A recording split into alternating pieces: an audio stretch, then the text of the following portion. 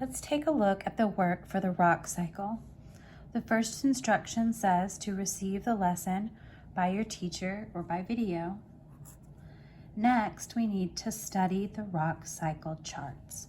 You will find 1, 2, 3, 4 papers for the rock cycle charts. So let's take those out. The first chart is on sedimentary rock, which is rock formed over time in many compressed layers, like sandstone or shale. It's often found near a water source. You can imagine rock crumbling from a waterfall or a mountain down to a riverbed. You can often find fossils inside of sedimentary rock as well.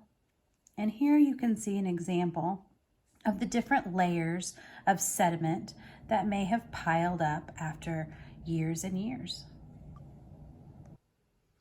Igneous rock is formed when magma reaches the surface and cools. These rocks are often shiny and glossy, like granite or pumice.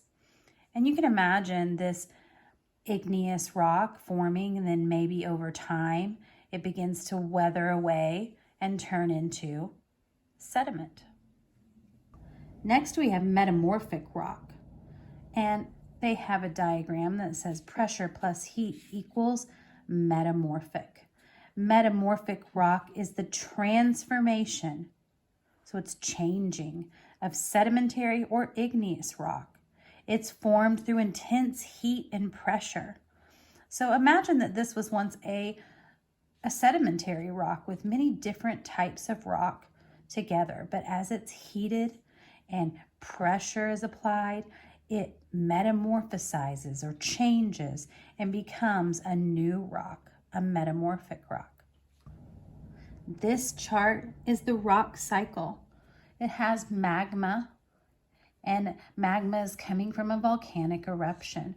When that magma cools, it becomes igneous rock.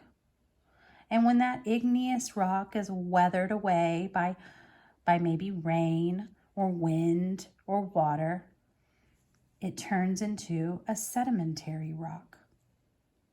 Those sediments may then be heated, and with heat and pressure, they become metamorphic rock. And that metamorphic rock then is heated and becomes magma, and the cycle continues. Okay, we finished this step.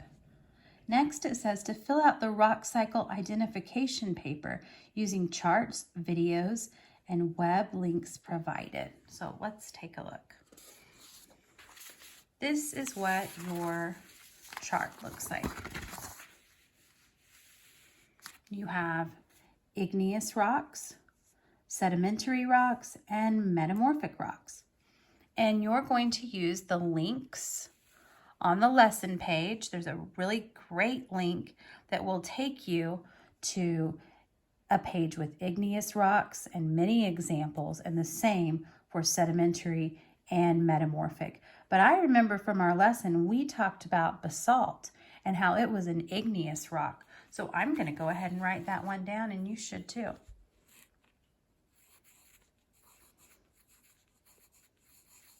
I can't wait to see what rocks you guys come up with. Let's check this box. And the last instruction says, third year students fill out identification paper and then read and answer the questions on the attached sheet. Now, if you are a second year or a first year, a nebula or a protostar, and you would like to do this work as well, please do. Let's see what those sheets look like. Okay, here is the identification and classification sheet. And this is the rock cycle chart sheet. On the rock cycle chart sheet, it asks us to study the diagram below. then read the description and complete the activity. So let's do it together. Let's start it together. So I can see what we've been learning about. Here's the sedimentary rock, the igneous rock, and the metamorphic rock. So the rock cycle is the process of recycling and changing rocks from one type of rock to another by the Earth's geological processes. The three main forms of rock, igneous, sedimentary, metamorphic, can all be changed into each other by a variety of ways.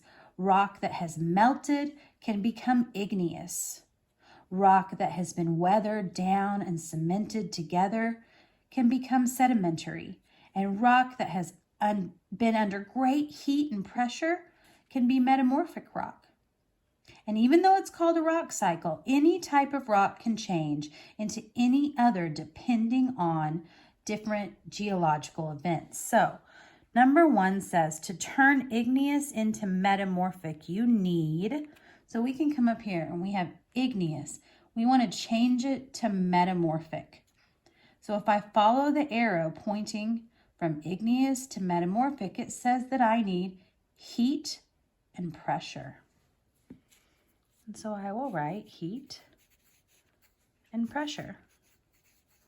Use the chart to answer the rest of the questions.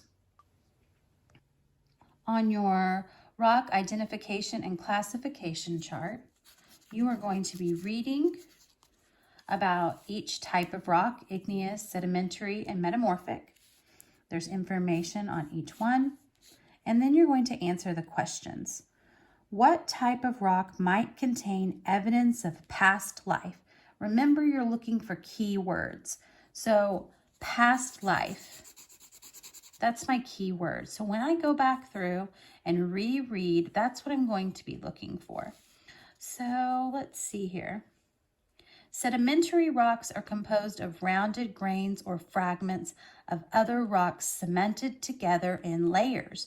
Many sedimentary rocks contain fossils of plants or animals.